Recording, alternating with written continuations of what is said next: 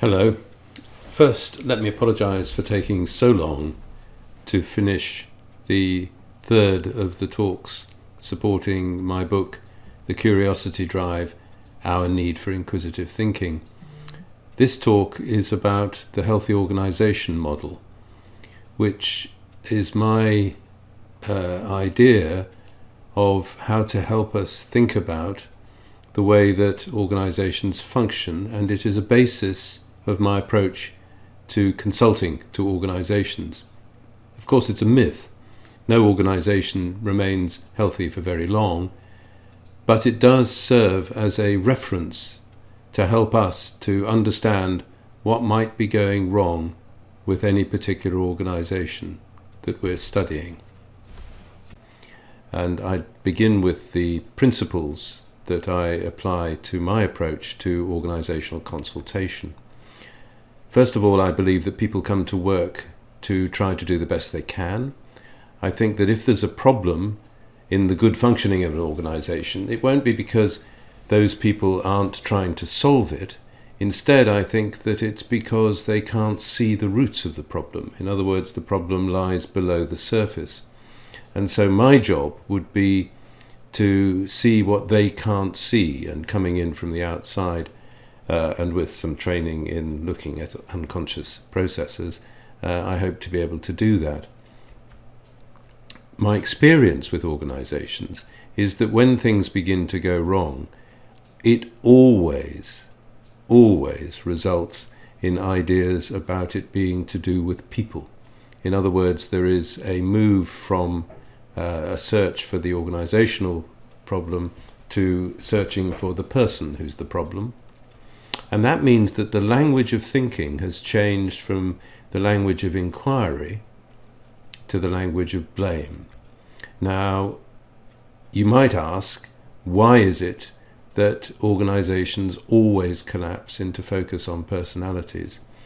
And I think it's because of the way that individuals get drawn into expressing the unconscious group dynamic. And so I'm going to begin there by showing you what I mean.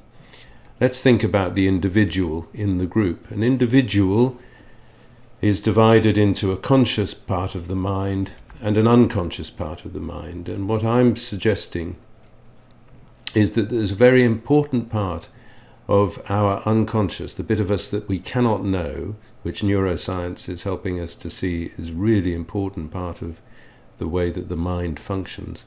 And our vulnerabilities, the things that we might go to get help for, are the hook that can be used to pull us into particular ways of behaving. A chap called Bion, who was a psychoanalyst and who contributed enormously to the understanding of groups and organizations, called this our valency, and by that he meant the chemical kind of idea of the way that electrons on the outside of an atom are designed so that there's either a hole or an extra electron, and therefore the one can fit into the other and join two atoms together to make a molecule. So it's the valency, the availability, that allows us to get pulled into things. And I'm going to try and show you why now and how that happens. So let's put this individual into the group. There he goes, or she, and here comes the group all around. And this is what I would call, this is the what you would normally see, a collection of individuals forming a group. But I'm calling that the group conscious, which of course implies that I think that there is a group unconscious, which I do. And I think that this unconscious is where the group dynamic takes place. That is to say, the defenses against anxiety that are consequent upon immediately becoming a group. And I won't talk about them today. This is just an introduction. But also stuff that gets projected into the system, either from the work or from the outside world, or that we bring in our assumptions about the work. And those things create a system which is essentially a system of unconscious beliefs. We don't know that the organization holds these beliefs, and yet it operates as if it does. How is it then that we individuals in this conscious arena up there end up performing on behalf of these ideas and beliefs that are operating at an unconscious level. And I think it's very simple, that we are drawn by a connection to that hook, the valency or the vulnerability. And the way that that happens is that we are pulled into playing roles on behalf of the group dynamic. And everybody, as you can see, will get pulled into some part of that. And I'll give you an example now. If we think about the way that the valency operates, let's just for a moment remove all of those connections. And instead, I want you to imagine that this is a therapeutic staff group working with patients, and that one of the patients projects into the staff group an internal conflict that he or she can't manage. Let's say anger on the one part versus a submissive part of themselves on the other part. Now, it seems to me that the group unconscious behaves as if it's a real thing. It isn't like that, but this is a simple model that helps us to understand these things, and kind of looks up to see which people have the appropriate valency to connect to those attributes that have been projected in. And lo and behold, there's somebody with anger and there's somebody with submissiveness, and immediately they get caught up. And then the rest of the group get caught up in roles that maintain this. So you often find in organizations with problems that they'll say to you, we have a personality clash. And they really believe that the problem is these two people who are always apparently in conflict. And the rest of the group take up a different position, which is a kind of resigned withdrawal. And I won't talk to you about what that means, but it is something that is very, very common. And it's one of the presentations that often brings people to me for help with their organization. So now I'm going to turn to think about the healthy organization model. And the first thing to say is that a good organization, a healthy organization, will work because it's able to replicate those things that make for healthy functioning in the individual. So what are they? Well, I'm organized by 3 drives: curiosity, love, and hate, which enable me to develop the capacities in my conscious mind to embrace reality, to reach out in love, and therefore to make relationships, to absorb information and transform that information into symbols so that it can be thought about. And that, by the way, means that thinking is an achievement.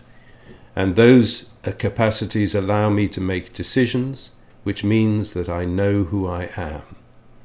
I have finally an identity. So how is it that these qualities of the individual can be transformed into those in an organization? And this is the next step. So I'm going to take that list, and I'm going to just move it all into words and move it to one side. So I'm taking love, hate, and curiosity, the drives, as part of what an organization will have to represent for it to work. And first I'm going to give you the simple names of the way that the organization takes on these aspects, and then I'll go into them in more detail. So first, the identity. In an organization, we would call this the primary task, and it's the whole reason for its existence. As I say, I'll give some more details in a minute. How do we think about these other functions? Embracing reality, making relationships, transforming it into symbols, love, hate. So there are human qualities there as well as functional qualities. And I'm going to say they're called the shared principles that are the parameters within which we work as an organization, individuals within the organization. And then the thinking and making decisions is probably the most important part of the functioning of the organization, because it represents the mind of the organization. And that is created in the hierarchy of decision making. All of this is driven or motivated by an underlying curiosity and interest, but it's a benign culture of inquiry. Let me take these things separately. So the primary task, essentially this is the identity of the organization, it's the reason for its existence, so it tells us how it relates to the outside world. It has to, in my view, be written down so that it can be under constant review. After all, the environment changes, as we've all experienced over the last few years with COVID. These changes need to be reflected in the change necessarily, sometimes in a change in the primary task. The other thing to say about the primary task is that the moment that you're on task, you feel anxious. Anxiety is an inevitable part of facing work and facing reality. So that was the primary task. The shared principles are essentially the governing parameters, the system of beliefs and ideas that hold us all together and hold us to a particular way of approaching the work. That'll include financial, ethical, practice, attitude, all of which creates the personality of the organization, and all of this is held together by a commitment to a benign inquiry. And then finally, but at the center of our focus is the hierarchy of decision making. And I'm going to represent this in a very simplistic way, but the principles apply to all functioning organizations. And I'm going to say a boss delegates decision making to a manager who delegates certain decision making to an operative. Now, in doing that, something very important has happened, which is that authority is passed down the line. And this is the beginning of what I would describe as a cycle, a benign cycle, but a cycle like the circulation of the blood, the thing that makes the organization function properly. Authority is passed down. Now, in the course of the work, the operative absorbs anxiety. I said the moment that you start working, you absorb anxiety, but of course also, if your work engages with other people, you're absorbing their anxiety. And this is particularly true, for instance, in the health service, where meeting a patient, you have to absorb the anxiety that the patient is carrying in their encounter with the healthcare professional. So anxiety is absorbed. Now, what you do when you delegate decision-making and the authority to make decision is you do it with the expectation that an account will be given for the way that the person with that delegated authority is getting on with their task. So here comes the account from the operative to the manager, and in that account there is also anxiety being conveyed. Usually not consciously, the account will include these are the difficulties, but there'll be an unconscious presentation of anxiety.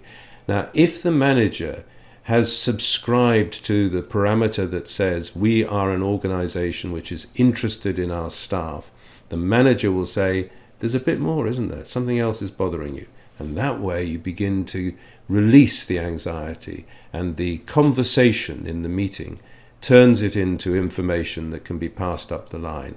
So the healthy organization delivers authority to make decisions down and expects anxiety to be passed up. And that's the healthy circulation that I was referring to earlier. If we just take away the structure here and think about those moments where an account is delivered, those are meetings. They're always in the form of meetings. And the point about those meetings is wherever there is a benign inquiry, then the equivalent, it's always accompanied by the question of what's really going on here. The equivalent of the individual thinking is being established in the organization. The organizational version of thinking is people being able to discuss and talk, and everybody feeling free to be able to do that. And so in this way, we establish thinking in the organization. And without these structures, the organization will become rigid, uncreative, and finally toxic. This is a quick example of a kind of dysfunction in which the boss delegates tasks but no authority to make decisions. And this is going to be an organization in which there's no authority being passed down, and anxiety is experienced as an assault. And so the moment that the operative makes the manager anxious, as you see the manager is turned very anxious there, he bats it straight back again to the operative.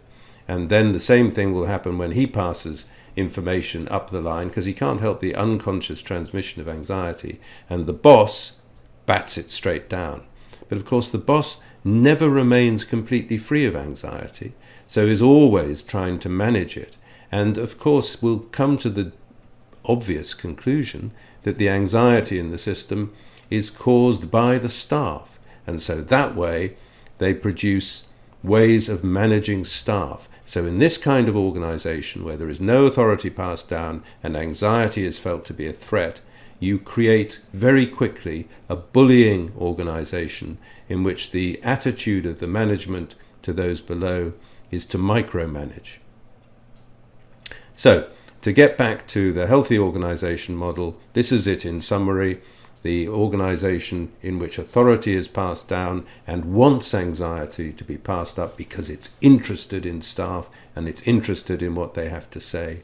And that kind of system is contained within the parameters that I talked about earlier of the shared principles of how we work together, what's our ethical standard, and so on. It's supported by a culture of inquiry, and all of this is in the service of the primary task. So that's the healthy organization model. If you have any questions, please contact me. And that's it for now. Thank you very much for your attention. Goodbye.